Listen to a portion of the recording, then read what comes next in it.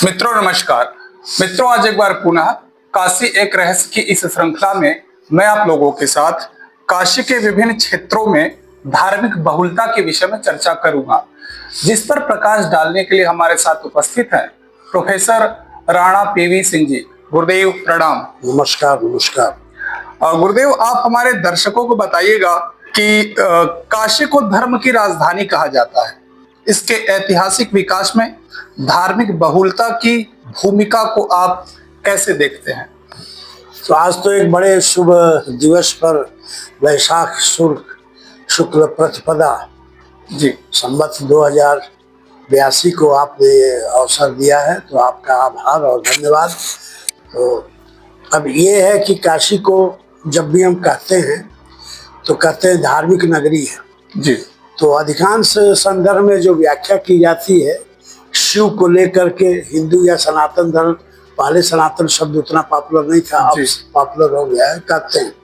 लेकिन यदि दूसरे तरह से देखें, एक भाव ना करके समभाव दृष्टि से खोल करके देखें तो ये अद्भुत नगर है। कहते हैं कि शिव की नगरी है, हिंदुओं का गढ़ है जी। ठीक है, लेकिन जरा दूसरे तरह से तो देखिए, 1/3 लगभग जो है 32% जनसंख्या इसको जो मुस्लिम, जो और कहीं नहीं है जी। तो अब जरा दूसरे एंगल से जोड़ करके तब इसको मिलाइए कि भौगोलिक संदर्भ में ये धार्मिक कैसे बनता है। तो पहला तो ये ले लिया कि यदि इनकी पूरी जनसंख्या लगभग जो है 64 से लेकर 66% जो है हिंदू है जी। लगभग 32% जो है 32% मुस्लिम है। मुस्लिम में भी दो बड़े ग्रुप हैं, शिया है, सुन्नी है, फिर और उसमें कुल 14 ग्रुप है। तो खैर वो हो गया। अब इसको इतिहास के दृष्टि से फिर ले जाए तो जैनों में जो हमारे तीर्थंकर होते हैं जी, जो 12 तीर्थंकर हैं, तो 4 का यही जन्म हुआ है, 3 मुख्य शहर में है और चंद्रावती में जो बाद में हम डिटेल में बताएंगे तो वो होगा। अब आप कहते हैं कि इस्लाम तो 11वीं शताब्दी में आया, लेकिन 9वीं शताब्दी के 2 मस्जिदें ऐसी हैं जो सूफियों की हैं, जो यहाँ आई, जो फातिमान के भीतर आधे ढाए हुए रूप में है, लेकिन है, और वहाँ भी अपना पढ़ा जाता है, नमाज पढ़ी जाती है, फातिहा पढ़ी जाती है इत्यादि होते हैं। तो अब जैनिज्म को ले लीजिए, तो अब हिंदू धर्म से शुरू कीजिए। तो हिंदू धर्म को यदि हम माने, जिसका लिखित प्रमाण के रूप में हम मानते हैं, तो ईसा पूर्व कम से कम 500 से 800 शतपथ ब्राह्मण इत्यादि की रचना या ऐतरेय ब्राह्मण की रचना पर मान ले तो ये आप अधिकतम जाएंगे तो 800 से 1000 ईसा पूर्व से शुरू हो जाते हैं। अशोक के काल में आया 3री शताब्दी से माने तो बुद्धिज्म का असर हुआ जी। पूरा शहर ही ईशपत्तन बन गया, काशी नाम ही दब गया, काशी कहना ही कम हो गया जी। वाराणसी शब्द लेकिन प्रयोग हुआ, जाबला उपनिषद में ये वर्णन इसका आता है। तो ये दूसरा हो गया। तीसरा 9वीं शताब्दी से पाते हैं तो 2 आज भी मस्जिदें मौजूद हैं जो सूफी ट्रेडिशन से हो गए। जब जो है 3री 4थी शताब्दी से आते हैं तो जैनियों का ये समूह हो गया। जब बाद में आते हैं सिखों के रूप में आते हैं तो यहाँ गुरु नानक करीब 4-5 बाग आते हैं, राधा बाग में रुकते हैं, गुरु तेग बहादुर आते हैं, फिर पंच प्यारे भेजे जाते हैं जो यहाँ संस्कृत की दीक्षा लेते हैं। तो ये तो मुख्य रूप से ये हो गया। उसके बाद यहाँ जो है एक अजीब परंपरा थी जिसे आप लोक धर्म कह सकते हैं, जैसे वीरों की परंपरा। तो 64 वीर आज भी हैं, उन पर बिरहा गाया जाता है जी।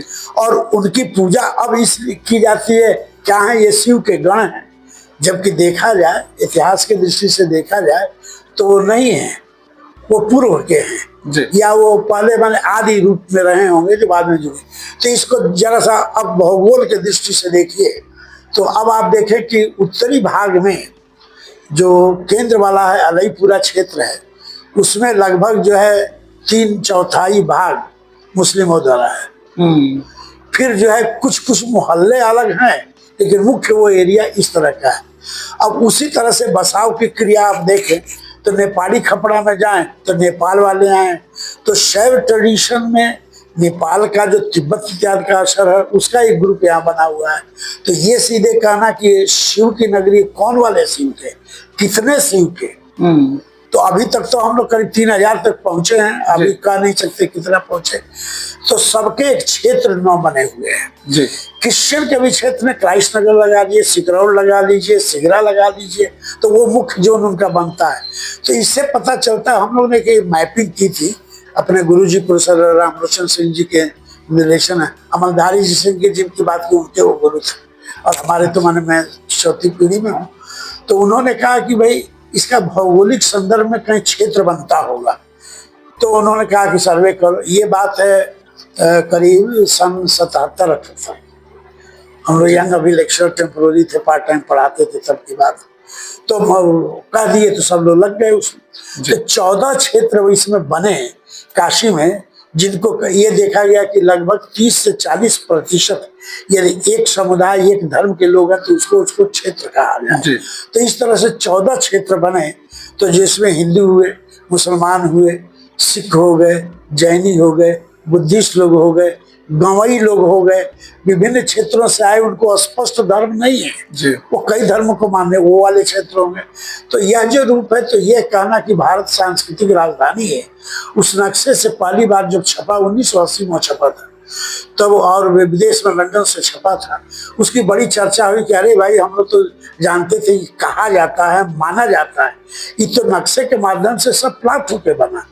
और उस समय तक कहीं संघर्ष की बात नहीं की जाती थी, जो आज चल रही है, बहस की जाती थी कि आप ये भी मान लीजिए, आप वो भी मान लीजिए, लेकिन संघर्ष के पेट में।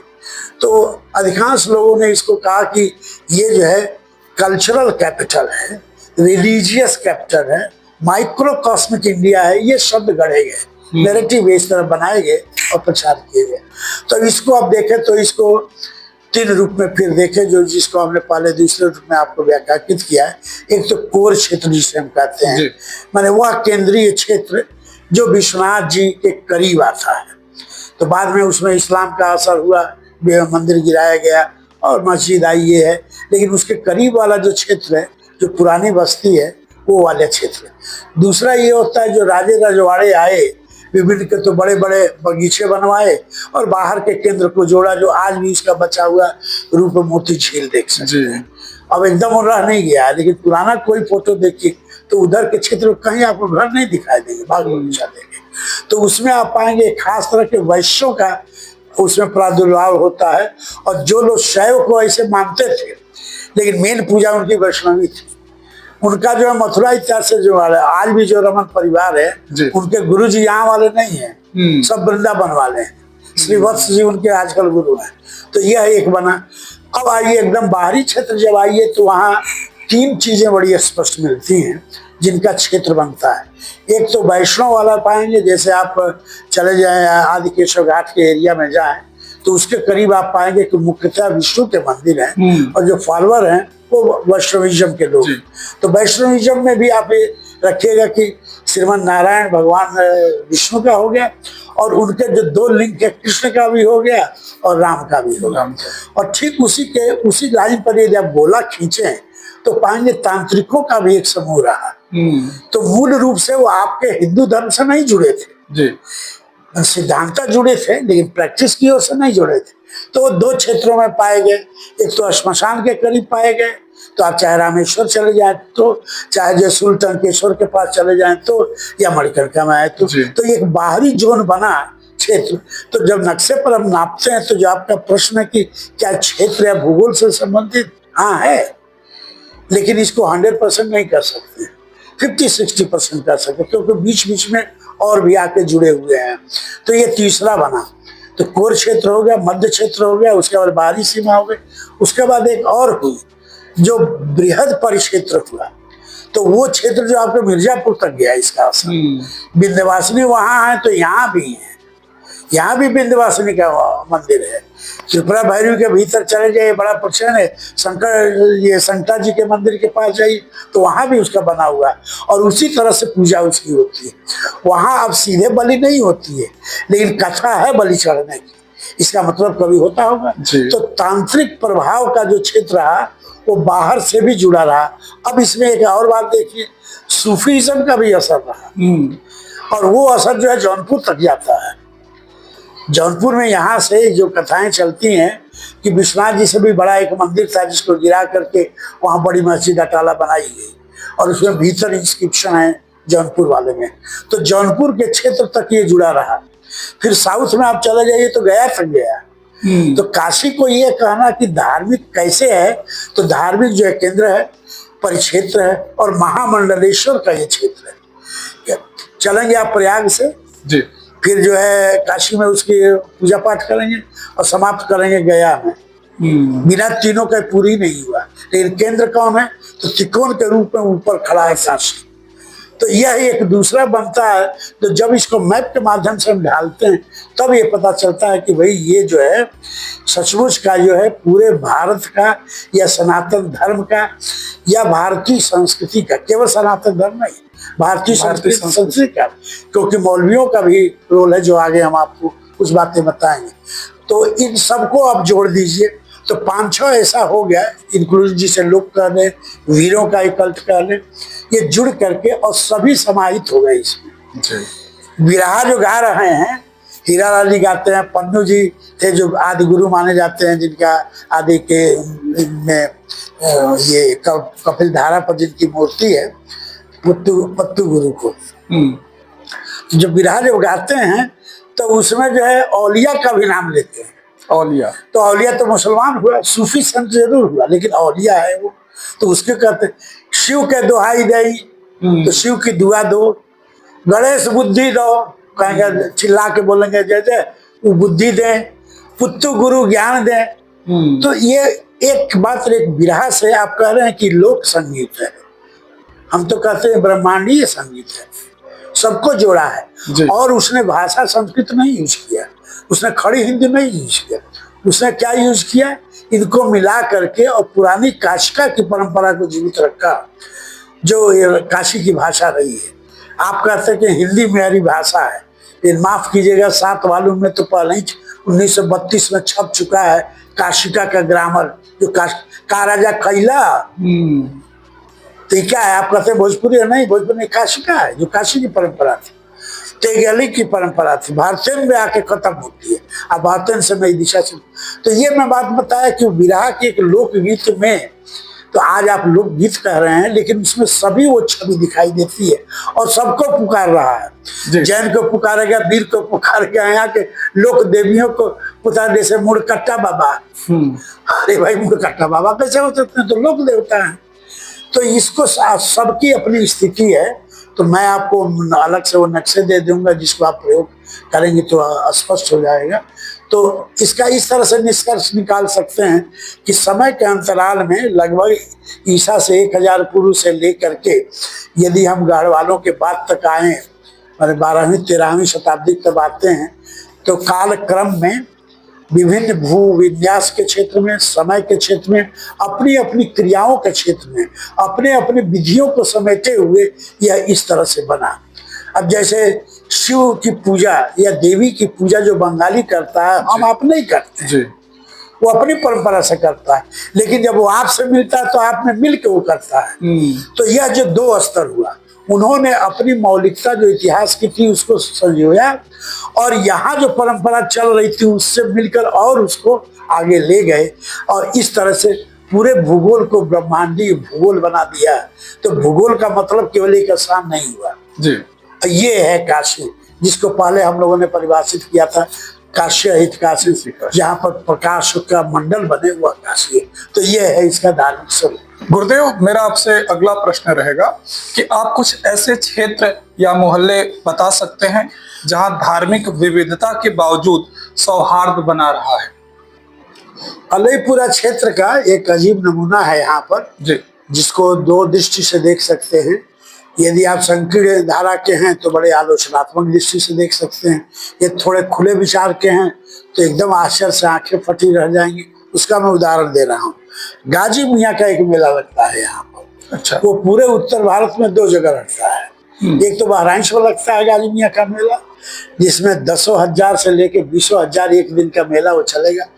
तो गाजी मियाँ का वो है कि वो भी सिपह सालार थे, सलार मसूदी का वो वर्णन आता है।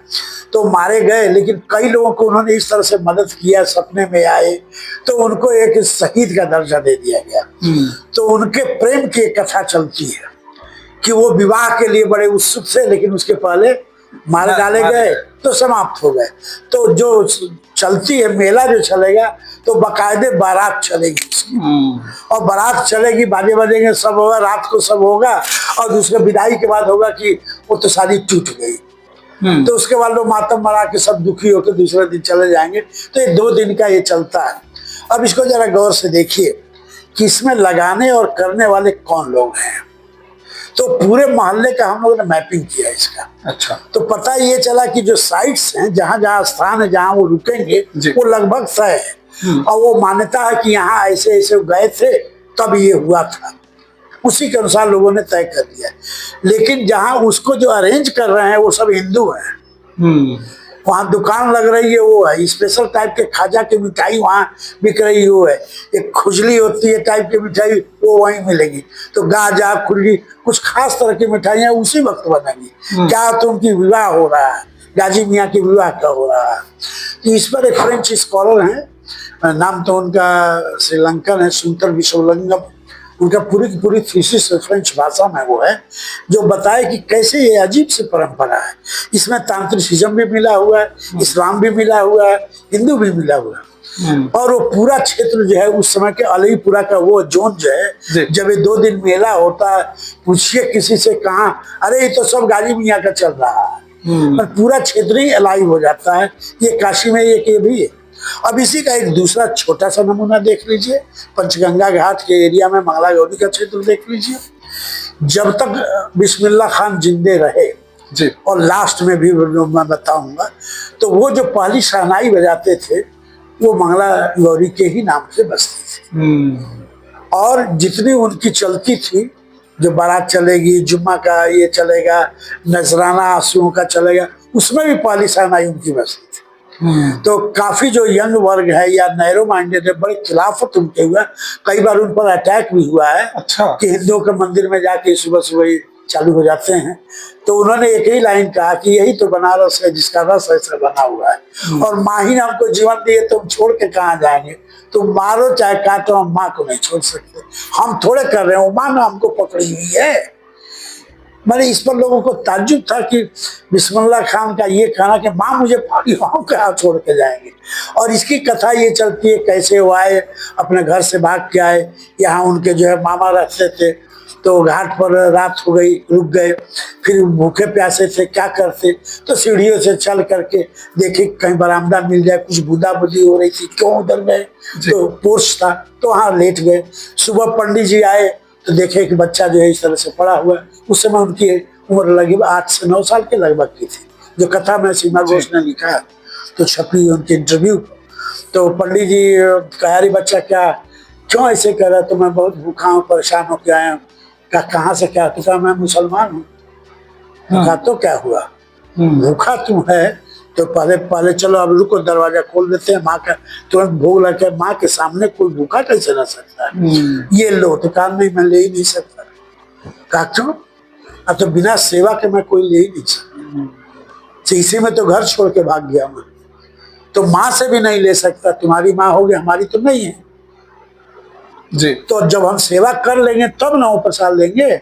क्या सेवा करोगे, तो एक टूटी एक तो है ये बांसुरी की मत्ती, क्या ये बजा के माँ को सेवा करेंगे तब आप प्रसाद देंगे, तब हम देंगे। बजाया जब उसने, तो देव कृपा थी सब, बजाया तो पंडित जी जो है कांपने लगे, एकदम दूसरी दुनिया में चले गए। माँ के चरणों में गिर के कहे कि कौन आ गया भक्त। यह देख करके बिस्मिल्लाह की आंखें, वाह, बस उसी दिन तय कर लिया कि बस यही करके मैं जिंदगी करूंगा, और इसी तरह से माँ के तब प्रसाद ग्रहण किया। वो प्रथा तब तक चलती रही जब भी वो रहे, चलने लायक रहे तब किए।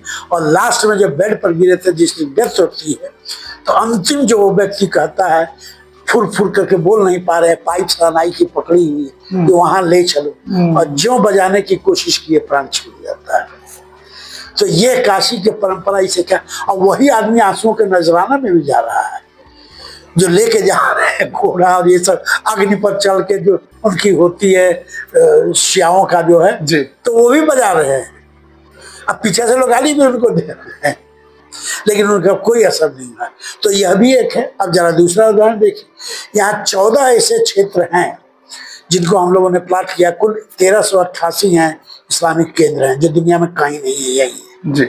उसमें 14 ऐसे जगह हैं जहां पर लगभग आधे के लगभग या आधे से थोड़ा कम का 40% जो है दुकानदार और उसको सजाने वाले, पूजा करने कराने वाले हिंदू हैं।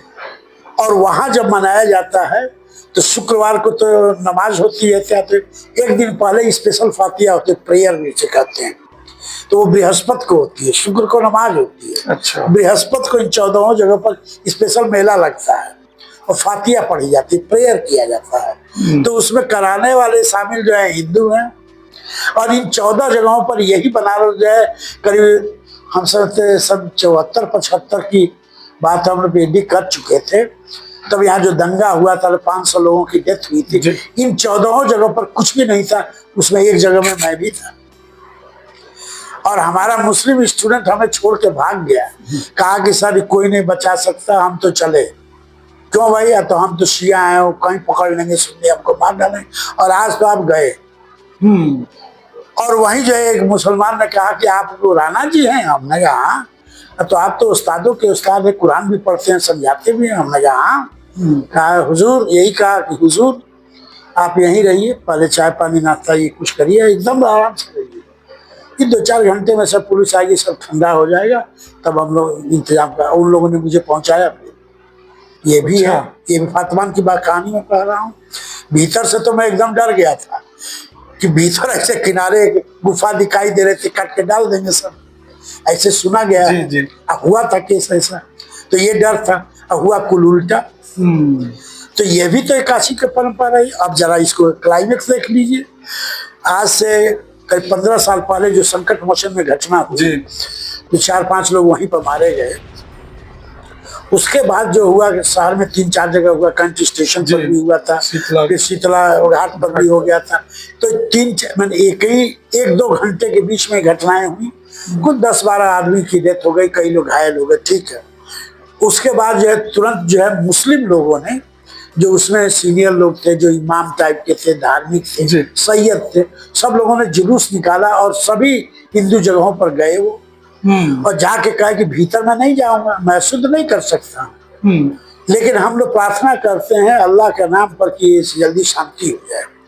और ताज्जुब तो ये है कि जावेद अख्तर भी आते हैं, शबाना आलमी आती हैं इसी संकट मोचन में, और बाहर खड़े होकर करते हैं कि जो उनको आदर से भीतर किया गया, कहा नहीं हम पर पहले गंगा जल छिड़क लीजिए, मैं आपकी मान्यताओं के कहीं खिलाफ, मुझे शुद्ध कीजिए तब मैं भीतर जाऊं। ये जावेद बाद में उल्टा भी बोलते हैं। लेकिन एक खास समय में खास स्थान पर जो आपका प्रश्न है, ये काशी की वो गरिमा रही जो इस तरह से होती है। और सभी जगह कहाँ उसके बाद कुछ हुआ ही नहीं रिएक्शन। 2 दिन में काशी में जो करता था, कहीं पुलिस फोर्स सब हट गई थी, सब अपने जगह पर लौट गई, स्थिर हो गया। तो यहाँ 2 चीजें देखिए, एक तो डोमिनेंट जो एरिया रही मुस्लिम, उसके बीच में हिंदुओं का स्थिर होना। आज की बात मैं अभी नहीं कर रहा, थोड़ा बैक में जाके बात कर रहा हूँ। और फिर जो है ये संकट मोचन का जो एग्जाम, अब उल्टा भी एग्जाम्पल इसको ले लीजिए, जो अभी जो है अभी कितने 6 महीने भी नहीं हुए, जो मदनपुरा के भीतर मंदिर पाया गया, उसको बंद कर दिया गया और भीतर से कुछ तोड़ फोड़ करके अपने हथिया लिया गया है। तो लेकिन ये ऐसे उदाहरण कितने हैं? ऐसे उदाहरण 2 इशारे हैं जो आदमी काल में जी। मन जब औरंगजेब तक हुआ उसकी बात अलग है, वो अलग है, ऐतिहासिक वो तो धब्बा है, उसकी बात से हमारा मतलब। तो ये भी एक पाएंगे कि ऐसी चीजें हैं। कितने लोग होंगे, यानी इशरत साहब थे, मुस्लिम थे, और उन्होंने, उनसे मैंने उपनिषद विचार पढ़े हैं। यहाँ जो है ये जो है क्वाइन की जो न्यूमिस्मेटिक सोसाइटी है, उसमें इरफान फायल साहब थे, जो भारत के सबसे बड़ी एपिग्राफिस्ट अपने समय में माने जाते थे, संस्कृत की पुरानी लिपि को व्याख्या करते थे। तो ये भी तो है। तो यही ये जो काशी का जो धार्मिक शब्द है, यह केवल एक धर्मनुमा नहीं है, बल्कि एक महान मानववाद की परिकल्पना और ब्रह्मांडीय रूप की परिकल्पना को चरितार्थ करते हुए इस समाज में है। तो मैंने आपको ऐसे 2-4 उदाहरण दिए, और उल्टे भी उदाहरण हैं। जी। उल्टे भी उदाहरण ये है, जैसे आप ले लीजिए वहाँ का जो अलईपुरा में ये एक प्राचीन जो है वहाँ पर है, जिसको लोग कहते हैं कि फला वीर है। वीर वो नहीं है, वो सूर्य का मंदिर है, उत्तरार्क का मंदिर है। अभी लोग रिसेंट देखिए, अभी 15 दिन पहले मैंने इसके एक और रविवार पूर्व लोग गए थे जी। और वहाँ वर्णन चल रहा है, उसको सजा दिया गया, वीर हो गए, और हिंदू मुस्लिम एकता का झूठा बाजा वहाँ बजाया गया। तो आपको अब ये निगेटिव पक्ष है, इतिहास को आपने दूषित कर दिया। उस पर हम लोग पूरा इलेक्ट्रोमैग्नेटिक अमेरिकन साइंटिस्ट का उस पर काम है। जरा उत्तर भारत में वो अकेला है जहाँ पर किस तरह किरणें आती है, 14 जुलाई को क्या क्या होता है, और सूर्य के सब उसमें बने हुए, उसको ढक के उसमें मुंह नाक सब बना दिया, ये कौन है, तो वीर है। तो ये दूषितता भी आई है, और इससे, लेकिन इससे संपूर्ण जो क्षेत्र रहा व्यापकता का, वह दबता नहीं है। एक्सेप्शन तो कहीं होते हैं, तो यह एक एक्सेप्शनल एग्जाम्पल इस तरह का आप पाएंगे। गुरुदेव, अगला प्रश्न मेरा आपसे रहेगा कि क्या अलग अलग धर्मों के पवित्र स्थलों के बीच कोई विशेष भौगोलिक समीकरण दिखाई देता है? हाँ, भौगोलिक, इसको देखें, प्योर यदि भौगोलिक दृश्य देखेंगे तो हम कहते हैं कि भूविन्यास कहते हैं, जिसे स्पेस कहते हैं जी।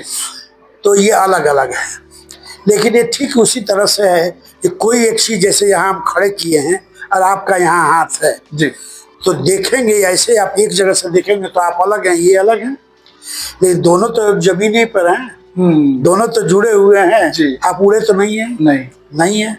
यही एग्जैक्ट जो है ये है। जैनों का भेलुपुरा है, भेलुपुर जो है नाम है एक जैन का संत का, जिनके नाम पर भेलुपुरा है, और पार्श्वनाथ जी का मंदिर है यहाँ पर।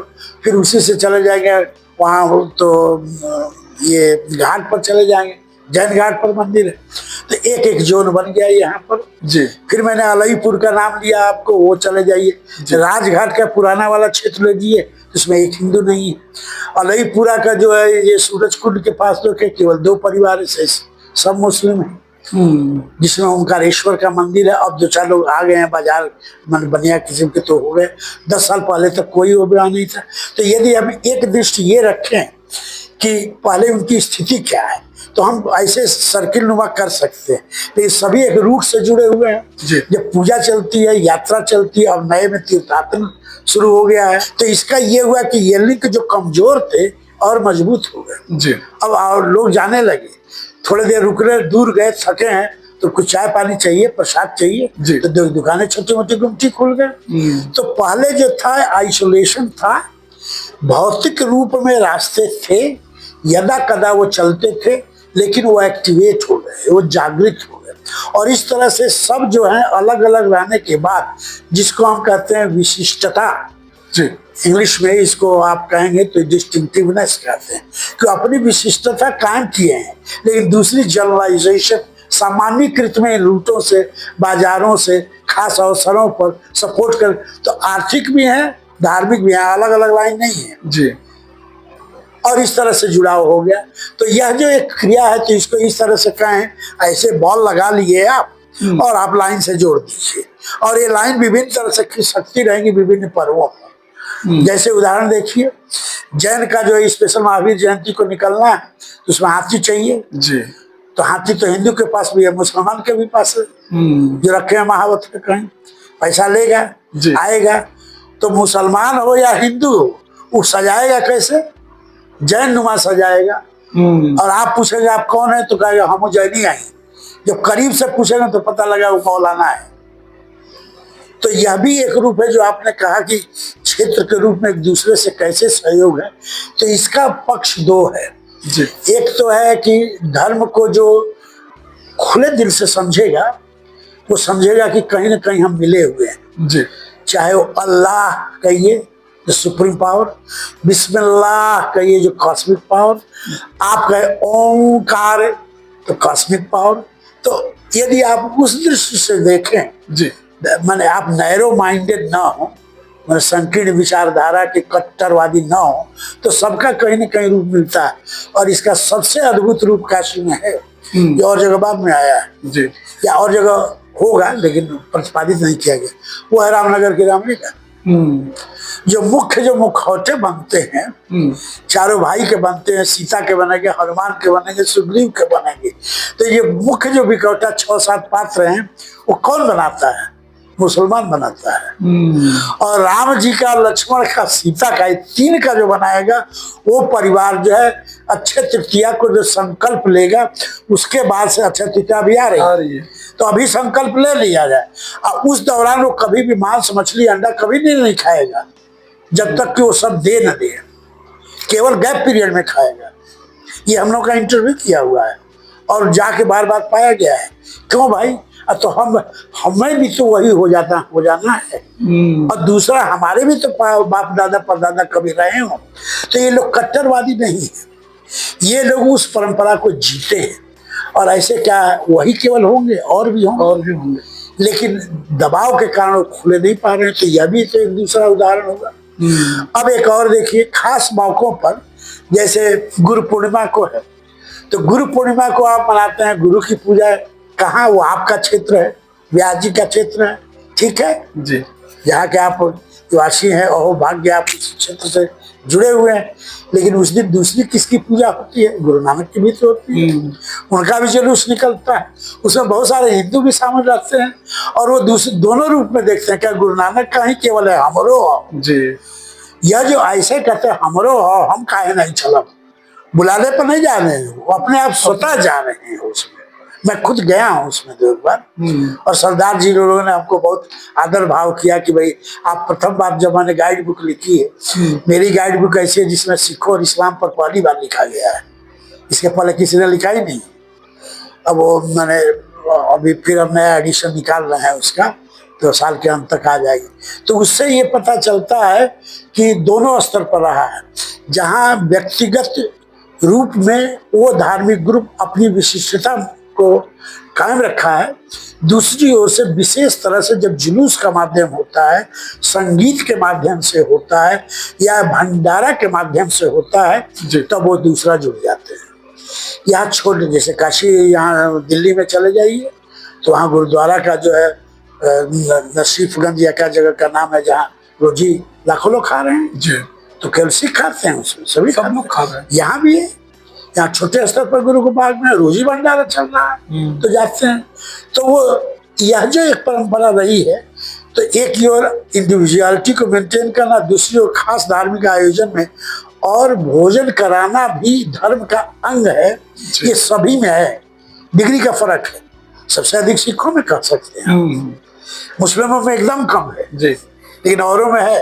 लेकिन ये मत कहे कि हिंदुओं में ज्यादा है, हिंदुओं में नहीं है, बड़े टेम्पल में है, सामान्य में कम है, लेकिन सिखों में है, तो उसमें वो जुड़े हुए हैं। तो इस तरह से ये है कि धार्मिक क्रिया को विभिन्न समय के अनुसार, प्रयोजन के अनुसार, कितनी संख्या के अनुसार ये लिंक जुड़ जाता है।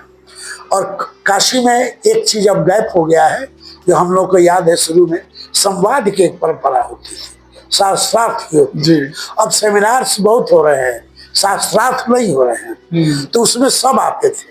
अच्छा। और अभी मैं अपना बताऊं, अभी 2 साल के भीतर का जो मानिए आपके चीफ ज्ञान वापी के हैं, मुफ्ती जो हैं, उनके साथ हम लोग की बैठक हुई। ताजुब हुआ, भीतर के कह रहा कि हम तो खुदा आप ही लोगों को सलाम करते हैं। और हम लोग स्पेशल चेयर पर कहा कि नहीं, हम इधर बैठेंगे, स्टूल पर आपके साथ बैठेंगे। एक बार नहीं, 3 बार हम लोग की मीटिंग हुई यहाँ की काशी के इतिहास के संदर्भ में। तो हम लोगों ने उनसे लास्ट में हमने कहा, देखिए मैं थोड़ा जुबान का कड़ा हूँ, हमको क्षमा कीजिएगा। कहा नहीं हुजूर, बोले। तो हमने कहा इतना आप बात बता रहे हैं तो होता क्या है वहाँ? कहा मुझे, मेरे ऊपर दबाव उन लोगों का रहता है, तो वहाँ मैं नहीं बोल सकता, ये रिकॉर्डेड है, हमने रिकॉर्ड किया है, इसमें सब चीज रिकॉर्ड हो रही थी। आदमी खुले दिल से बोलता है। ये क्या स्पष्ट करता है कि बहुत भी लोग हैं जी, जिनको आप कट्टरवादी करते हो, उसमें भी कुछ लोग ऐसे हैं जो प्राचीन इतिहास को संजोए हुए चलते हैं। अब इससे जरा सा हट के एक एग्जाम्पल आपको देता हूँ, काशी का नहीं है, लेकिन काशी अयोध्या में बहुत फर्क नहीं है, दोनों एक ही है। उनको आप कहते हैं राम की नगरी है, माफ कीजिएगा, वो भी शिव की नगरी। वहाँ का सबसे प्राचीन जो मंदिर है नागेश्वर नाथ का है, राम जी का नहीं है। तो ये जो है तो कथा प्रचार और सीधे रिसर्च में ये अंतर होता है। तो एक मैं उदाहरण देता हूँ, वहाँ लगभग 24वां 25वां साल चल रहा है। तो जब मुलायम सिंह जब प्रथम थे, तो उनके पहले जो शुरू हो गया था प्राइवेट लेवल पर, बाद में तुलसी शोध संस्थान बन गया। ये उत्तर प्रदेश सरकार का है, और उसमें तुलसी से रामायण से संबंधित क्रियाकलाप होती है। तो उसमें एक कार्यक्रम शुरू हो गया कि कोई न कोई प्रसंग रामलीला का रोज होगा जी। बाद में एक योगेंद्र सिंह आए, जिनकी 5 साल पहले डेथ हो गई, फिर 12 साल हो रहे।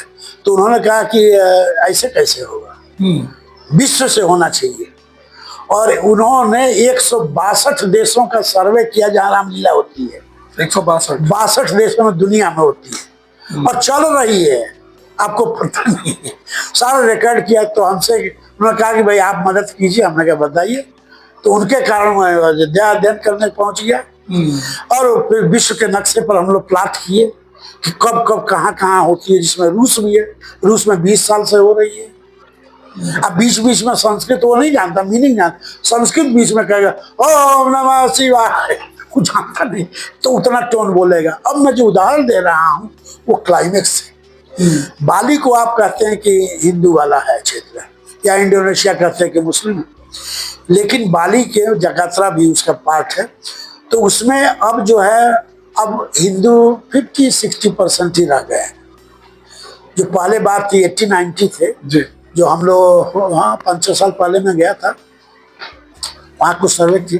तो मेन जो बात मैं ये कहना चाहता हूँ, तो विगत 5 साल पहले डेथ हो गई योगेंद्र जी की। उसके बाद भी योगी जी की कृपा से वो टीम आई, जो हम लोग उसके प्रत्यक्ष दक्षी हैं। तो रामलीला करने आती है बाली की मुस्लिम टीम, और वो आपको हिंदी और संस्कृत में बोल रही है। अनाउंस किया जाएगा कि ये हैं योगी जी। जब उनको अवार्ड दे रहे, तो सबको उन्होंने कोई जो है चांदी का राम जी का बना हुआ पूरा जो सिंहासन वाला सबको दिया, और मुकुट दिया। अद्भुत वो दृश्य। तो लोगों ने जयकार किया कि दशरथ जी का यह आशीर्वाद है। योगी जी को लोग दशरथ जी मान के जयकारा बोले, और ताज्जुब था। 14 कलाकार सारे झुक के उनका पैर छुए। तो जोगी जी ने प्रश्न नहीं कर दिया वहीं पर स्टेज पर। प्रश्न, जोगी जी तो कड़क आदमी है, प्रश्न किया कि आप ये हिंदी कहाँ बोल रहे हैं? हम तो अपनी भाषा बोल रहे हैं, अपनी माँ दादा की भाषा बोल रहे हैं, टूटी फूटी वाली है, हमारी मिली हुई है, शुद्ध हिंदी तो है नहीं। कहिए कैसे है? कहे हम 2 लाइन पर चलते हैं, हम मुसलमान हैं, तो वो संस्कृति जहाँ है, जहाँ मैं कर रहा हूँ, लेकिन हमने ये नहीं छोड़ा कि कहाँ से है। तो हम तो चोलों के काल से हम तो वही हैं। माने 11वीं से 13वीं शताब्दी के बीच ही में ना हम लोग बसे, सारे हिंदू धर्म के। तो हमारे नाम में हर में कुछ न कुछ हिंदू शब्द है। उनकी एयरलाइन का नाम गरुड़ एयरलाइन है। अकेला इंडोनेशिया है जिसकी करेंसी पर गणेश जी है। अब प्योर मुस्लिम इस्लाम स्टेट है जी, राजधर्म स्टेट डिफाइन है इस्लाम। तो ये लोग अब यहाँ ऐसी परंपरा नहीं है। यहाँ जो है करीब 84 जगह पर रामलीला होती है। इसमें सबसे प्रमुख विस्तृत रूप में रामायण है, जिसको सब लोग जानते हैं। और भी है तुलसी वाली रामायण है, जिसमें तुलसीदास को आभास कर। तो ये मेरे कहने का मतलब है कि ऐसी भी कई ऐसी परंपराएं रही हैं जो यहाँ इस तरह से जुड़ी है। अब जरा एक उदाहरण से इसको देखिए। रैदास का नाम ले लीजिए, दादू का नाम ले लीजिए, ठीक है। इनके कौन शिष्य थे? इनके मुसलमान भी तो शिष्य थे। कबीर के थे कि नहीं थे? जरूर थे। और जबकि कबीर तो महा टेढ़े थे, उनको भी गरी आया कि तुम्हारा जो है अल्लाह इतना कच्चा कान का जो चिल्ला रहे हो हैं। इनको कहा कि तुमको और कोई काम नहीं है, बकरा काट रहे हो। हिंदुओं को भी कहा, लेकिन हिंदू भी थे और मुसलमान भी थे। तो दूसरे रूपों में लोगों ने क्या किया, पश्चिमीकरण के संदर्भ में इसको कह दिया कि ये सूफीइज्म से प्रभावित है। लेकिन ये गलत है, ये एकदम गलत है। हमारा जो सनातन धर्म है, सनातन है, जो सदा से चला और सदा में जाएगा, तो सब भी शामिल है। उसमें तंत्र भी शामिल है, उसमें ब्लैक तंत्र भी जिसमें सीधे सेक्रीफाइस है शामिल है, आलोचना भी शामिल है, इसमें चारवाक की भी पूजा होती है। जिसने कहा यदि जीवित सुखम जीवित ऋणम कित्वा गीतम पीड़ित, और उसकी एक कथा चलती है कि बुद्ध उस काल की नहीं है, लेकिन कथा एक मान्यता है कि बुद्ध को चैलेंज किया, उपदेश दे रहे थे तो कहा सुन रुको, चुप रहो, तुम मर जाओगे, तुम्हारे इस काल्पनिक उद्देश्य का जो बता रहे आदर्श कुछ नहीं होता है। इस जीवन में जो भोग लो, जितना मजा लेना वही चलेगा, मैं कभी नहीं मरूंगा, तुम मरोगे। और सचमुच चारवाक कभी नहीं मरा, आज भी भोगवाद है। तो वो क्या सनातनी नहीं था? था। तो ये परिभाषित ही करना कठिन हो जाएगा आपको कि सनातन की सीमाएं क्या है। सनातन अनंत में है, इसलिए सभी को एक्सेप्ट कर लेता है। एक और उदाहरण से देखिए जो काशी में है, मैंने आपको पहले बताया था कि कंदवा के मंदिर में सतपथ ब्राह्मण के आधार पर जो 2 तरह के ये इनकारनेशन थ्योरी मैंने जो कहा जाता है, विष्णु के जो 10 अवतार हैं तो 2 भाग में है, बाद में 10 है, पहले 5 ही है, सतपथ में 5 है और प्रकृति के नियमों पर। ठीक उसी के पैरेलल हमने जो किया कुरान से विकृत रूप है थोड़ा, लेकिन बाइबल में एकदम स्पष्ट है। तो हमने एक लेख ही लिखा है, अपना दिया है, सतपथ ब्राह्मण का ये श्लोक इसमें मत्स्य अवतार हुआ और मछली का इस तरह से कैसे हुआ बाइबल में हुआ, उसको फिर मछली में कुरान में कैसे इसका लिंक, क्या इसका अर्थ निकलता है। माने ना माने वो दूसरी बात है, लेकिन प्राचीनतम रूप में जो गहराई गई, तो जो आपका प्रश्न है कि कैसे मिले हो रही है, हम जो है इसको व्याख्या में गलत कर दिए, तो लिंक है ही है।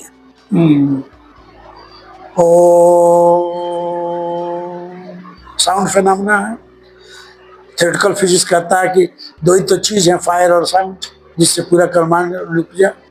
हमारा भी तो यही कहता है। तो इस तरह की बहुत सारी चीजें, और काशी में छिपी हुई है, नष्ट नहीं है, छिपी हुई। अब कहाँ तक आप पहुंच गए ये आप पर, नहीं पहुंच पाए तो आपका दोष है, उसका नहीं दोष है। तो ये पक्ष जो है, इसको इस रूप में हम कंक्लूड कर सकते हैं कि सनातन की व्यापकता और जो है वैश्विकता का जो रूप रहा, उसमें सभी धर्मों का अपने अपने जगह पर स्थान रहा, उनको पूर्ण मान्यता अपने आप में भी रही, लेकिन विभिन्न अवसरों पर जुड़ करके एक दूसरे को सहयोग करते रहे और आज भी कर रहे हैं। डिग्री फर्क हो रहा है। राजनीति जब घुस गई, इलेक्शन घुस गया तो कम बेसी हो गया, लेकिन इसका ये मतलब नहीं है कि कुछ भी समाप्त हो गया, कुछ भी नहीं समाप्त, छिपी है। गुरुदेव, मेरा अगला प्रश्न आपसे रहेगा, धार्मिक बहुलता ने काशी की सांस्कृतिक विरासत जैसे संगीत, स्थापत्य, रसोई और लोक परंपराओं को कैसे प्रभावित किया है? अब इसका बड़ा छोटा सा उदाहरण है, इसको देखिए। हमारे यहाँ जो वर्णन है, रसोई उल्टे से भोजन से मैं शुरू कर रहा हूँ। हमारे यहाँ जो परंपरा रही है, खीर का वर्णन है। कृष्ण ने राधा खिलाए, ये खिलाए, वो सामा था, कोदो था, खीर की परंपरा रही है। अब उसमें एक बात आता है, तो सेवई कब की है? अब जो है अच्छे घर में कहीं भी हुआ तो सेवई जरूर बन रही है जी। तो क्या ये मूल रूप से आपकी है? हाँ है, प्रभाव जरूर पड़ा है, माने मुस्लिम प्रभाव के कारण सेवई बहुत पॉपुलर हुआ है जी। लेकिन वर्णन जब पढ़ेंगे आप, तो अभी एक रिसर्च पेपर आया जो हम रिव्यू कर रहे थे, तो उसमें दिया था कि सेवई का दूसरे रूप में वर्णन है। तो इससे पता ये चलता है कि कुछ चीजें ऐसी हैं जो जुड़ी हुई हैं। जैसे आप दूसरे को लीजिए, जिसे हम इंग्लिश में एडाप्टेशन कहते हैं जी। समय के अनुसार उसको एडाप्ट कर लेना। जैसे सबसे कॉमन जो हम भोजन में करते हैं सब्जियों में क्या है? आलू है। आलू बहुत बाद में आया है, हमारे तो आलू था ही नहीं, आलू की तो कल्पना नहीं है। हमारे यहाँ तो शकरकंद होता था, या कंद के कई रूप होते थे, उसको बॉयल भी करके खाते थे, मीठे में के रूप। आप भी व्रत में लोग खाते हैं तो शुगर डाल के या गुड़ डाल के खाते हैं, आप नमक से भी खा सकते हैं, भून के भी खा सकते हैं, इसका वर्णन है। तो आलू जो मान्यता ये है कि अकबर के थोड़े पहले आया जी। कुछ लोग की मानता नहीं, कुछ मुगल आए थे, यहाँ पर ऐसे ट्रेवलर्स आए थे 13वीं 14वीं में आया, ठीक है आया। तो उसके पहले फ्लावर सा हुआ कि एक अजीब पौधा नीचे ऐसे, और आज आलू को क्या कहेंगे, क्या वो भारतीय है या नहीं। तो इतिहास के दृष्टिकोण से वो आया पश्चिम से, ठीक है जी। और उसके बाद ये हो गया। अब जरा लीजिए, शिव की जो तांत्रिक पूजा होती है उसमें क्या चढ़ता है? शिव की तांत्रिक पूजा में धतूर चढ़ता है, भांग चढ़ता है। अब आपका ये नहीं, ब्राजील से आया है। ब्राजील से है जी। और ये सब प्रमाण हो छपे साइंस के जर्नल में। ये हमारे कचरा वाले में बात नहीं कर रहा हूँ। और लगभग जो है 3000 से 4000 ईसा पूर्व आया है। तो ये जो आप इसी को जरा कथे से जोड़िए कि रावण जो है नीचे रहता था जी, तो ये पृथ्वी गोली है, वहां रहता था। तो भाई बहुत से मिलता है, भाई भौजाई सब मिलता जुलता रहा होगा। इसको जरा अपने लोक में जोड़िए तो वैसी चीजें आई होंगी। जिसका मतलब कि भारतीय ऋषियों का इस तरह से लिंक रहा होगा। जैसे शुक्राचार्य का शुक्र का दिन क्यों ही पढ़ा जाता है नमाज इतना, तो ये मान्यता है कि शुक्राचार्य वाला है।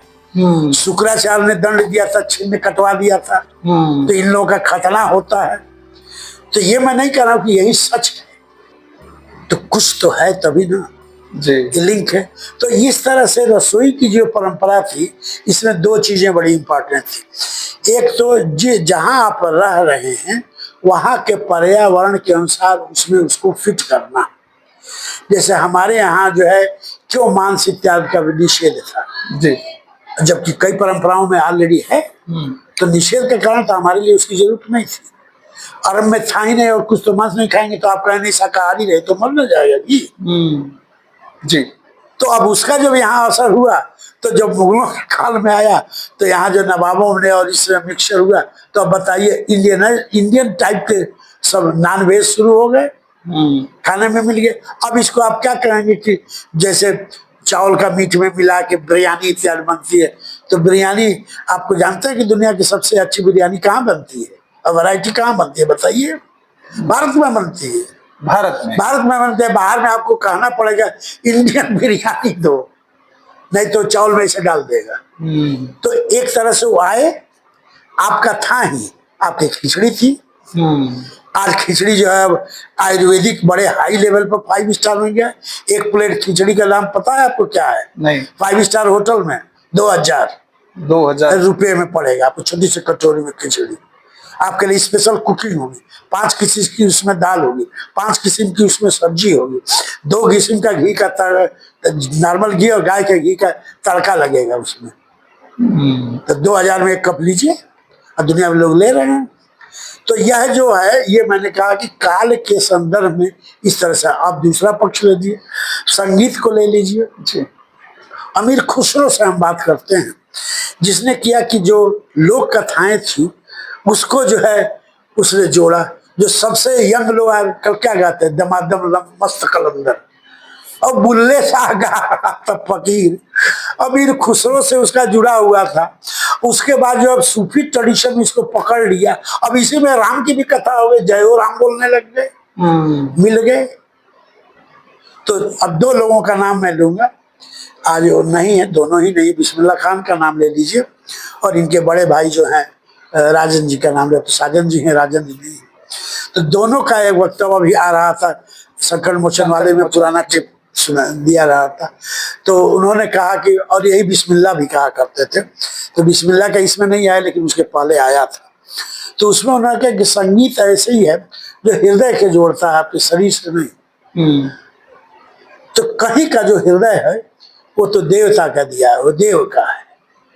तो संगीत ऐसे है जो जुड़ता चला जाता है। सारंगी जो के सबसे बड़े वादक कौन लोग हैं? मुस्लिम हैं, लेकिन सारंगी मुख्य वाद्य किसका है? योगियों का है, नाथ संप्रदाय का, गोरखनाथ जी का है। योगी जी जो है इनके पूर्वज योगियों का उदेन है, वो उसी पर गाते थे। जाग मच्छर योगी गोरख आया, जो पुरानी कथा जी। तो यह जो है एक ओर से आप लेते हैं अमीर खुसरो की कहावतों में दमादम मस्त कलंदर वाले हैं, या डिफरेंट जो यहाँ की घरों इत्यादि में पूजा में कुछ कुछ लोक गाया जाता था, उसको उसने थोड़ा सा सूफियों में जोड़ के बजाया गाया। आज बहुत सारे टेप अवेलेबल है। तो क्या आप कहेंगे यह केवल हिंदू मुस्लिम एकता है नहीं, नहीं, ये हृदय के उस उद्गार का है जो डिफरेंट ट्रेडिशन से आया और मिल के फिर बन गया। अब आपने लेटेस्ट उदाहरण देख लीजिए संकट मोचन का। तो एक ही ओर हरिहरन अपना ताल बजा रहे हैं, तो दूबिला हमारा ड्रम बजा रहा है, कंप्लीट वेस्ट का। और यहाँ बनारसी एकदम तबला चल रहा है, सब मिलके चल रहा है। देवव्रत जी को ले लीजिए, आपने इंटरव्यू किया, वो भी मिला के चलाते हैं। मिला के नहीं चलाएंगे तो वेस्ट में कैसे चलेंगे आप? रविशंकर ने क्या किया? कौन जानता था कि रविशंकर कौन? यही बनारस के जन्मे हुए हैं, कोई नहीं जानता था। उनका नामों कौन चौधरी था, बदल के हो गए रविशंकर। लेकिन जब उन्होंने बीटल्स के साथ बजा के मिलाया तो बीटल्स से कहा अरे ये क्या है कि जब बता रहे हैं तो कंपन कैसे हो सकता है? हम तो खाली सुन के ये मजा ले रहे थे। तो सितार बजाए तो झंकृत होने लगा सर। बस उन्होंने कहा कि नहीं हमारे साथ आप। एक प्रोग्राम जहां दिया रविशंकर ने, रविशंकर तुरंत कहाँ पहुंच गए, दुनिया भर में हो गए जी। आज उनको जो है दिया जा रहा है कि ईश्वर के तुल्य उनको मान्यता मिली। तो उस संगीत की उस गहराई ने उस मानव के गुण को देवत्व की ओर ले जाने के लिए जोड़ा। तो उसमें पश्चिम पूरब हिंदू मुसलमान सभी धर्म को जोड़कर एक कर दिया। और ये जो चल रहा है तो इसमें भी कुछ चीजें जो है संकट मोचन वाले में आती हैं। नृत्य में भी आप तो नृत्य को कम से कम भारत के विभिन्न, ओडिसी तो यहाँ का नहीं है, भरतनाट्यम तो बनारस का नहीं है, और बड़े बड़े यहीं के हैं। यहाँ से होके जाके विदेश में नाम बदल के खड़े हो जा रहे हैं। तो क्या हुआ इसका मतलब? यही है कि उसको जोड़कर फिर विश्व पटल पर इन्होंने खड़ा किया। अब शिल्प का ले लीजिए, मतलब आर्किटेक्चरल स्टाइल के लिए, इसमें बहुत नुकसान हुआ है। काशी पर हम लोग बात कर रहे हैं तो काशी में नुकसान ये हुआ कि डिस्ट्रक्शन से जो ऊपरी कंस्ट्रक्शन था वो लगभग समाप्त हो गया। जैसे मैंने प्रथम आपको पहले बताया था, कीर्तमुख की बात अब मंदिर में कहीं नहीं है। दो एक मंदिरों में है, या तो आप जो है ये कंदवा में टूटे रूप में पाते हैं, फिर आप चले जाएंगे कर्द में, यहाँ कपिल धारा पर पाएंगे, फिर रामेश्वर में पाएंगे। 3-4 जगह बची हुई है। तो यह जो परंपरा थी, तो प्राचीन आगम धर्म शास्त्र के अनुसार कृतमुख का शिव से जोड़ के जो परंपरा थी, मरी तो नहीं है, जीवित तो है। अब दक्षिण भारत में पूर्ण तरह से जीवित है। अब देखिए जय विजय की बात, तो जय विजय की बातें वही रावण और उनके कुंभकर्ण की बातें हैं, दोनों भाई ऐसे हैं। अब उनको द्वारपाल बना के शिल्प में जोड़ दिया। तो यहाँ जय विजय जो द्वारपाल के रूप में खड़े। जब बाद में मध्यकालीन परंपरा में जुड़े तो एक ही ओर हनुमान जी हो गए, दूसरी ओर भैरव भी हो गए, तो दोनों फिर समाहित हो गए। तो गेट पर का ये बना। अब तोरण पर देखिए, जब तोरण पर आप जाते हैं तो ये 7 लेयर होती है। 7, हाँ, वो भी 3-4 मंदिरों में, 5 नए में भी बनाया गया है, लेकिन प्राचीन जो है सब तो टूट गए। तो 7 जो है, 7 क्या है ये? यही तो कुंडली चक्र। अब बीच में एक लोटस पेटल है, वो हृदय है। तो यह जो प्रतीक शास्त्र के अनुसार जो चीजें कहेंगी, स्वस्तिक क्या है?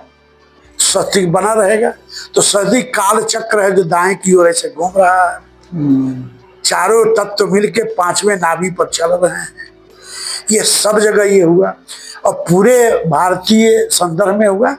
विभिन्न रूपों में इसको दिखाया गया, समय के नापने के लिए ये बताया। तो यह इसको अब जरा मेसोपोटामिया से इसको जोड़ लीजिए, आप सीरिया से इसको जोड़ लीजिए, वहां भी पाया गया है। सुभाष काक ने कई लेख लिखे हैं इसमें जी। तो केवल भारतीय, केवल आप अब वही जो बाउंड्री शुरू में आप बात की, बाउंड्री में कहाँ बना है?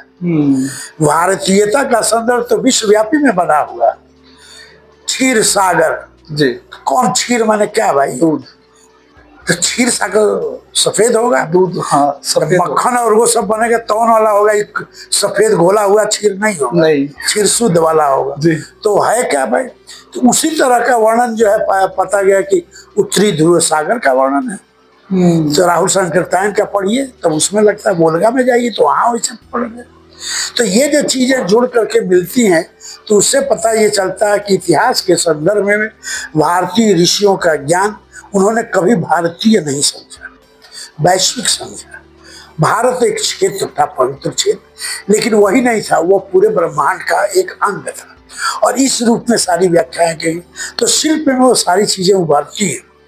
किस कैसे सबसे, जैसे काशी के एक शिल्प का उदाहरण लीजिए जो संपूर्ण भारत में, दक्षिण भारत में पर्याप्त है। यहाँ कम है क्योंकि मंदिर गिरा दिए गए। जी।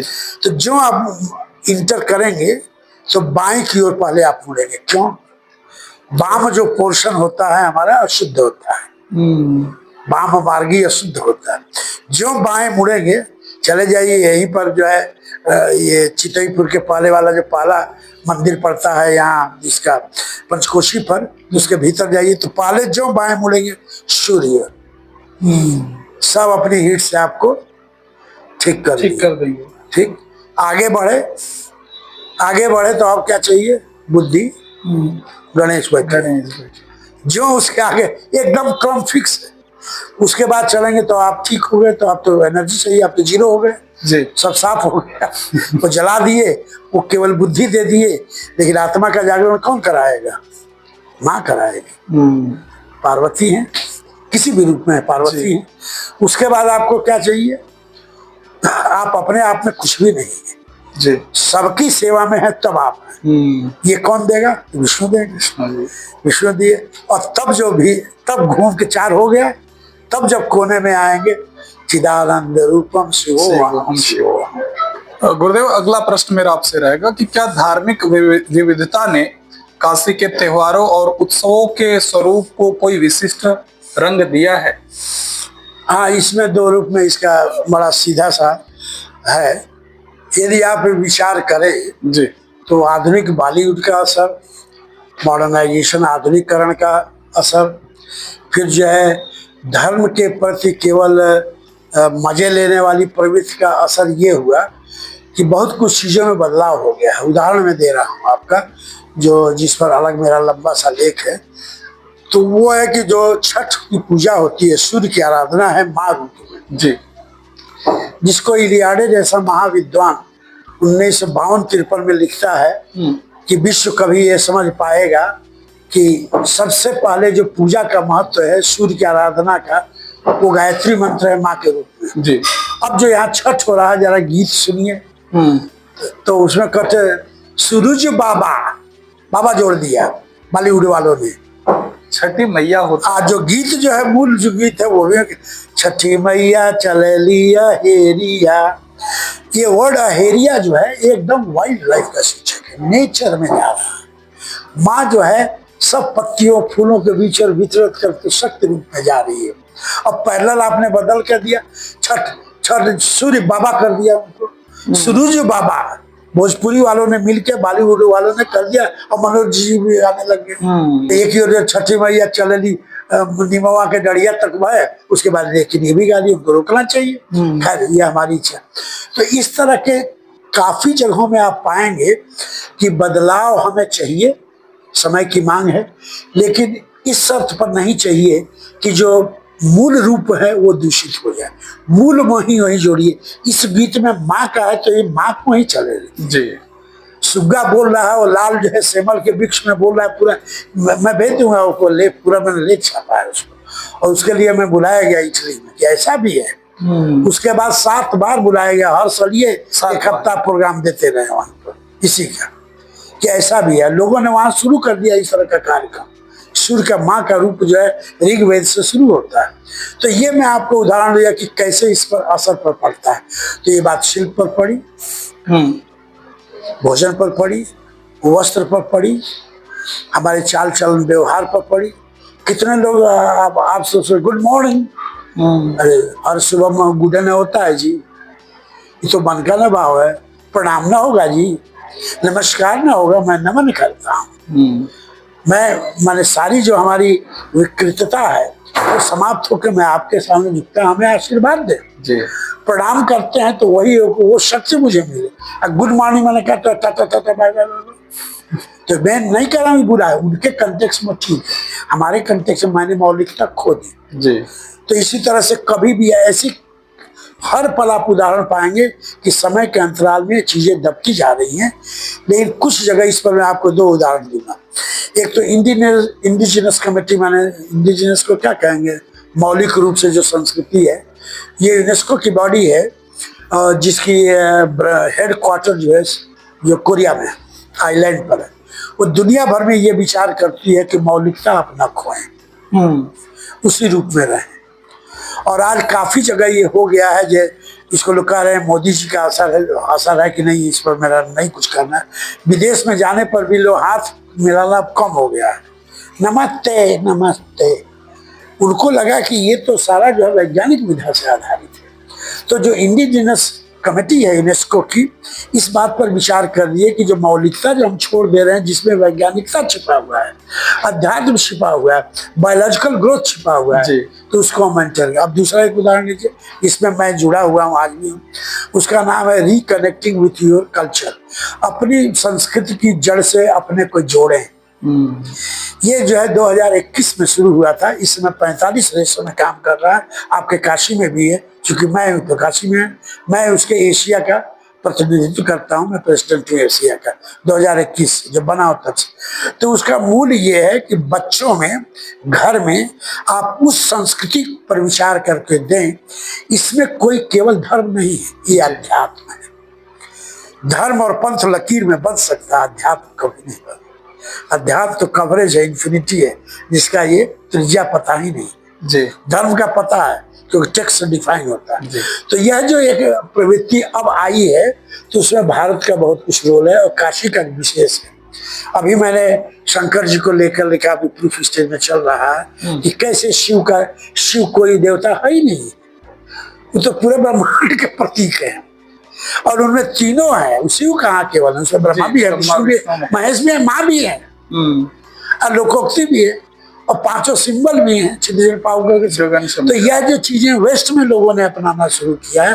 तो एक दूसरा उदाहरण ये है कि जो आधुनिक संदर्भ में जो धरोहर संरक्षण की बात कर रहे हैं, तो जो धार्मिक केंद्र रहा है, जिसमें इतनी विविधता है, बहुलता है, विभिन्नता है, विशिष्टता है, वो काशी है, जिसको इंग्लिश में मोज़ाइक कहते हैं।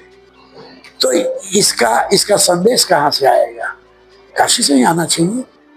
हम तो यही अपेक्षा करते हैं। आप भी उसके एक अंग हैं, आप भी इस तरह कर रहे हैं, तो आपका भी इस तरह संदेश है। जितने लोगों का आपने कर दिया, 42 लोगों को जुड़ा रखा है, 42 तो बना ही दिया। 108 बाबा की 108 करना है, तभी मालापुर होगी जी, तब सुमेर पर पहुंचेंगे। तो अब इसी को जरा थोड़ा सा बदल के एक उदाहरण से मैं देता हूँ आपको। जरा बॉडी को देखिए, जिसे हम आर्केटाइप, इंग्लिश शब्द इसलिए कह रहे हैं कि ये चीजें स्टैंडर्ड में मानी गई, हिंदी में ट्रांसलेशन चीजें, इसको कहते हैं आर्केटाइप रिप्रेजेंटेशन, अर्थात शरीर की ब्रह्म है। कैसे? तो नाभि से ऊपर जब यहाँ तक आते हैं तो 7 चक्र होते हैं। तो कुंडलनी का एक चक्र है, यहाँ से लेके पैर के नीचे तक आते हैं, 7 होते हैं, 14 हो गए। तो इसको हम भुवन कोश कहते हैं। आप खड़े हो जाइए, ऐसे खड़े होकर देखिए, तो ये क्या हो गया? आकाश का रूप हो गया, धरती हो गया। आप इसी को तो आदि पुरुष कहा गया है, पुरुष सूक्त, जिसकी बात आपने पहले की थी, यही है ना, इसे खड़ा। तो उसी को तो आप हो गए छोटे में, प्रतिबिंब हो गए उसके, वह नहीं हुए, वही है आप प्रतिबिंब, लेकिन आप प्रतिबिंब हो गए। अब इसी को देखिए, यही को फैला दीजिए। अब इटली से जोड़ते हो लियोनार्डो दा विंची, जिसकी वर्तुनियन मैन करके दुनिया में सबसे टॉप पेंटिंग जो है वो है वर्तुनियन। मोनालिसा नहीं है, माफ कीजिएगा। तो उसमें वो इसी तरह बना हुआ है, वो कभी एशिया नहीं आया था। तो पूरे ब्रह्मांड में ऐसे खड़ा है, और गौर से देखेंगे तो आगे शिष्य दिखाई दे रहा है। मैंने ओरिजिनल का अध्ययन किया है जाके वहां पर मिलानो के अंडरग्राउंड में जी। तो पीछे जो स्त्री है वो जो 4 हाथ है, 2 हाथ स्त्री ऐसे जुड़ी हुई है। तो वैसे देखेंगे लेंस से तो ओरिजिनल का, हम तो डुप्लीकेट लोग देखते हैं, तो वो है। अब यही जरा अपने यहाँ में तो लिए, हमने दोनों को कंपेयर किया है, उसी पर बुलाया गया कि अरे हम बात कर रहे हैं 15वीं शताब्दी के, राणा जी कह रहे हैं 9वीं शताब्दी ईसा पूर्व के। हमने कहा भाई हमारे यहाँ तो पुरुष सूक्त में सब तरह तरह से वर्णन है, गीता में पूरा महापुरुष का वर्णन है। तो अब इसी को जोड़िए, हो गया खड़ा। कितने लोग हैं? 3 लोगों की हमारी बात की जाती, जिसको भौतिक रूप में हम क्या कहते हैं? स्वर्ग, पृथ्वी और पाताल। देखिए 3 किसी रूप में, गीता पढ़िए तो पूरा 3 का रूप चलता है। गुणा कर दीजिए, कितना हो गया? 14 गुणे 3 42 हो गया ना। काशी में एक पूरा बना हुआ जिसका 42 तो लेंगे, एक में बने हुए 42 लेंगे। तो यह जो हुआ, अब जब बात हम करते कैसे धरोहर को रखें, हम हेरिटेज को कैसे समझें, तो इसमें सारे आपके बॉडी सिंबलिज्म को एक उसमें रखें। तो आप समझ रहे हैं अरे 42 जो है 42 बार कर दो, लेकिन जब आप उसके अंतर्निष्ठ जो अर्थ है, जो भाव है, जो दृष्टि जब समझेंगे, तब लगेगा कि मैं कौन। तब आपको पता चला कि वैदिक ऋषि से पूछा शिष्य ने कि वो सबसे कौन सी बड़ी रहस्य है जो हम सबको जानना चाहिए। तो ज्ञान तो आपने दे दिया, लेकिन अभी तक हम समझ नहीं पाए कि असली क्या खोज रहे हैं। तब वैदिक ऋषि कहता है एक बात जो सारे फिजिसिस्ट दुनिया के साथ, को हम कुछ आया तक, मैं कौन हुआ, कहां से आया। जुड़ गया सब जी 42 लिंग में आ गए। ये है काशी की परंपरा में धरोहर से जोड़ते हुए।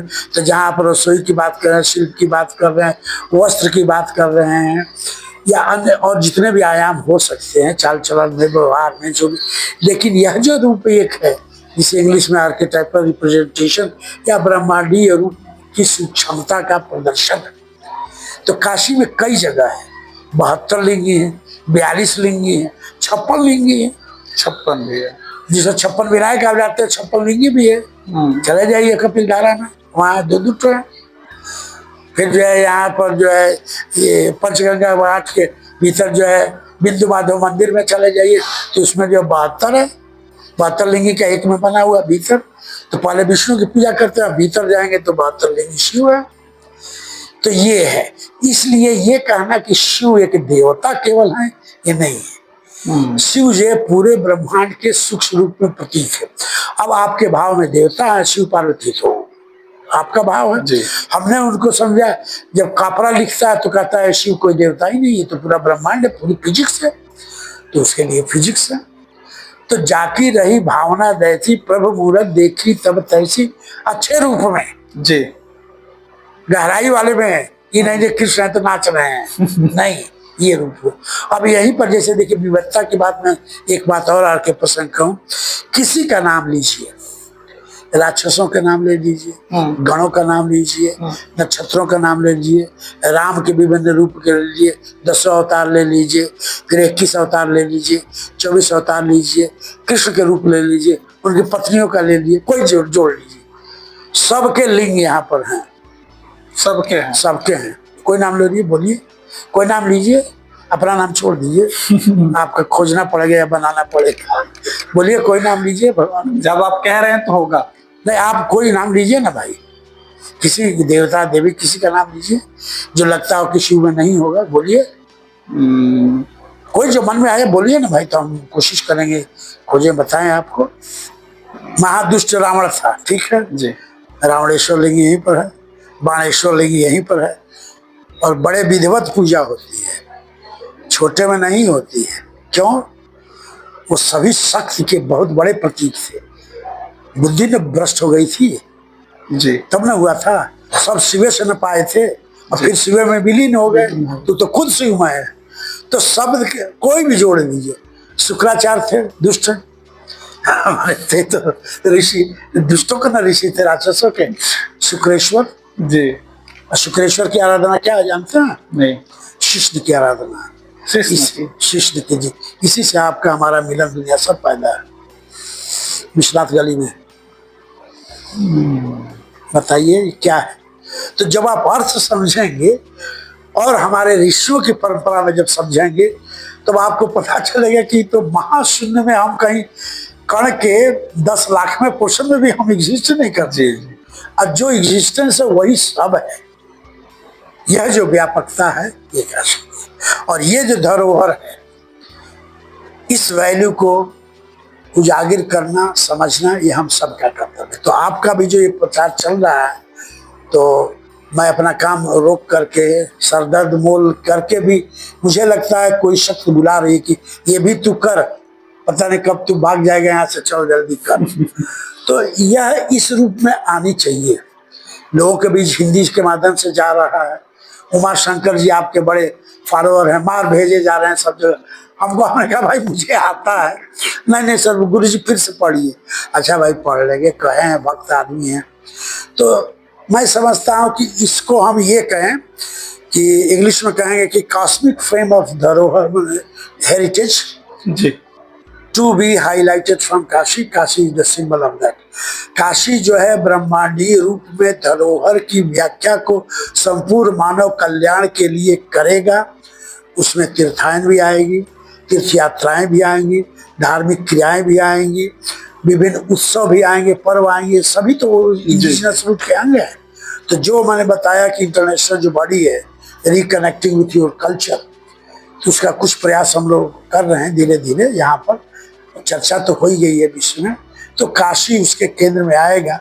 अब इतने है कि आप जैसे और लोग भी हों जो फील करें कि हम इसी माँ की देन है, तो माँ की कुछ सेवा करके आप जो इस मीडियम से कर रहे हैं, हम अपने लेखों के विदेश के माध्यम से खड़ा कर रहे हैं, और लोग भी कर रहे होंगे। तो सब जिस तरह से मिल करके इस काशी को आगे ले चलें, तो कितना भी मॉडर्नाइजेशन होगा जी, मूल रूप रहेगा, और वह मूल रूप विश्व को संदेश जरूर ही देगा। गुरुदेव, मेरा अगला प्रश्न आपसे रहेगा कि वर्तमान समय में काशी में धार्मिक बहुलता किन प्रमुख चुनौतियों और अवसरों के सामने खड़ी है? इसको एक भूमिका के रूप में एक बात सुन लीजिए, तब मैं इसका सीधे जवाब देता हूँ। जी, एक यहाँ संत हुए हैं, सूफी संत के रूप में आए, यही रह गए, करीब 32 साल रह रहे हैं, यही मृत्यु होती। शेख अली हसीन 1780 के लगभग उनकी मृत्यु होती है। पातमान में उनकी मजार है शेख अली हसीन की, जिनकी मजार पर एक खुदा हुआ है, जिसको हम अपने स्लाइड के माध्यम से लोगों को दिखाते हैं, ये भी काशी है जी। तो उसमें लिखता है कि या खुदा, काश मैं अपने और जवानी के दिन में आता, ये तो अंत में आया हूँ, जवानी के दिन में आता, फिर भी क्या हुआ। अब मैं अंतिम अपना कहने जा रहा हूँ जो मैंने पाया, वो ये पाया कि जिस मिट्टी को छूता हूँ तो लगता है कि राम और लक्ष्मण को छू रहा हूँ, और जो ही छूता हूँ तो मुझे लगता है मेरा खुदा मिल गया है। काश तुम लोग इस बात को समझ पाते। ये है काशी। इसलिए मेरी इच्छा है कि मैं कभी भी मरूं, कहीं भी मरूं, तो लिख के जा रहा हूँ, मुझे यहीं पर दफन करना, और कभी ऊपर कोई चीज न करना, जिसे मैं सदा सदा उस अनंत भगवान को देखता रहूं। वो फातमान में उसकी मजार है। और विदेश के पर्शियन के ग्रेट स्कॉलर के उन्होंने 4 दीवान लिखे, अभी तक पूरे उनके काव्य का ट्रांसलेशन नहीं हुआ है। ये देख ली, गैलानोस 42 साल यहाँ रहता है, ग्रीक स्कॉलर, जिसने वेदों उपनिषदों का ट्रांसलेशन किया। 80 घाट पर रहा करते थे जी, जिसमें अब वो यहाँ कल्चर या परफॉर्मेंस आर्ट का वो खोल रखा है, वो ये क्या कहते हैं, स्टूडेंट की डॉर्मिटरी खोल रखा है, उसमें वो रहा करते थे। उसने ट्रांसलेशन किया। तो इससे ये बात पता ये चलता है कि ये सभी धर्म की इकाइयों को इन्होंने क्रॉस किया। जी, इन्होंने धर्म जिसको आज के रूप में आप संकीर्ण में कर रहे हैं, ये नहीं किया, विश्व को संदेश के रूप में। अब ये तो एक बैकग्राउंड था। अब दूसरे रूप में दीजिए कि जो जो राजनीतिक इसका लाभ लिया जाएगा, धर्म और राजनीति में संबंध है एक दूसरे के सहायक के रूप में, कंट्रोलर के रूप में नहीं। जी। अब जो हो गया है किसी रूप में होता जा रहा है, कब चेक होगा पता नहीं, राजनीति इसको कैप्चर करती जा रही है। इसका सबसे सुंदर अभी अभी उदाहरण एक घटना हुई है कुंभ मेला का। तो कुंभ मेला एक ही और दुनिया का सबसे बड़ा मेला है। कहा गया कि कितने प्लान जो बना वो 44 करोड़ का बना, आए कितने 66.3 करोड़ आए। कैसे आए भाई, ये कैसे हो सकता है। तो राजनीतिकरण में इस तरह प्रचार किया गया कि 144 सालों पर हुआ है, फ्री सर्विस मिल रही है, ये पूरी होगा। मैंने ओवर एस्टिमेट करके जो धार्मिक सीधे नहीं था, जो केवल शांत के रूप में था, उसको आपने एक बहुत बड़े जुलूस का रूप दे दिया, जिसका कारण क्या हुआ, केवल इलाहाबाद तबाह हुआ, पूरा काशी तबाह हो गया कि 10 दिन तक चलना मुश्किल हो गया काशी में, गंदगी का आलम फैल गया काशी में। तो ये है राजनीतिकरण। जब उसमें पेश करेंगे और नाम देंगे उसको धार्मिकता का, तो शांति तो गायब हो गई, अध्यात्म तो गायब हो गया, जड़ में रहा हो लेकिन एकदम दब हो गया। तो ये इससे आपके प्रश्न से ये निकलता है कि हमें ये समझना होगा, जिसको हम कहते हैं नीरशील विवेक, विवेकता से, टू अवेकन और कॉन्शसनेस जिसे इंग्लिश में कहते हैं। अपनी विवेकता को समझिए कि आपने क्या किया और यह कैसे हो गया। इसको ये विवेकानंद के दर्शन से हम लें कि जब तुम खुद उनके अंग हो तो तुम खुद ही ईश्वर हो। तो यह समझ के किसी की भी सेवा कर रहे हो तो ईश्वर की सेवा हुई। और जब तुम मंदिर में गए तो मांग क्यों रहे हो जी, तुम भी तो खुद वही हो, और वो मात्र रूप शक्ति है। तो वो समझ रही है आपको कैसे क्या कर, तुम मांग क्यों रहे, इसका मतलब तुम बिजनेस कर रहे हो। तो धर्म नहीं कर रहे हो, पूजा नहीं कर रहे हो, तुम बिजनेस कर रहे हो। ये काम मेरा हो जाए तो 101 किलो लड्डू चढ़ाएंगे, रजरप्पा में ये काम हो गया तो 2 बकरे कटवाएंगे। यही है ना।